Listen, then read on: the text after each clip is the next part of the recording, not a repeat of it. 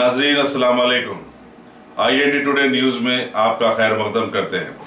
आइए देखते हैं ये तफसीलात। जहीराबाद रूरल पुलिस ने सी रमेश नामी एक शख्स को गिरफ्तार किया। खबर के मुताबिक पुलिस ने खुफिया खबर पर फौरन हरकत में आते हुए भालकी से हैदराबाद जाने वाली कर्नाटक की एक बस को रोककर तलाशी ली, जिसमें रमेश नामी एक शख्स के पास से ममनुआ गुटखे के 7 बैग बरामद हुए, जिसकी कीमत 1 लाख रुपए बताई गई। पुलिस ने ज़ाब्ते की कार्रवाई करते हुए रमेश को हिरासत में लेकर एक केस दर्ज कर लिया। पुलिस इस सिलसिले में मुख्तलिफ जावियों से तहकीकात में मसरूफ है। कल 11:30 बजे टाइम पे पुलिस स्टेशन को इन्फॉर्मेशन आया था।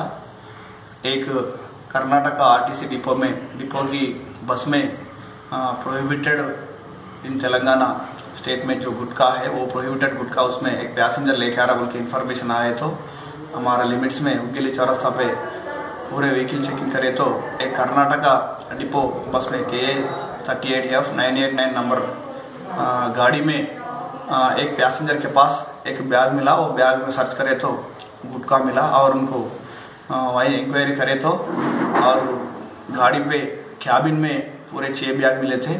ये बैग के साथ पूरे 7 बैग सीज करे। पूरे 7 बैग में भी गुटखा है। ये अपना स्टेट में प्रोहिबिटेड है। जो लेके आ रहा था वो पैसेंजर का नाम चांगले रमेश बिदर टाउन का वाला है और इन्हें हैदराबाद लेके जा रहा है। इनको कस्टडी में ले लिए और इसमें फर्दर एक्शन के लिए फूड इंस्पेक्टर को फर्दर इन्वेस्टिगेशन के लिए हम प्रोसीड हो रहे हैं और इसमें ड्राइवर का और कंडक्टर का कुछ इन्वॉल्वमेंट के बारे में इंक्वायरी चल रहा है। उनका इन्वॉल्वमेंट है तो उनके ऊपर भी एक्शन लेते हैं।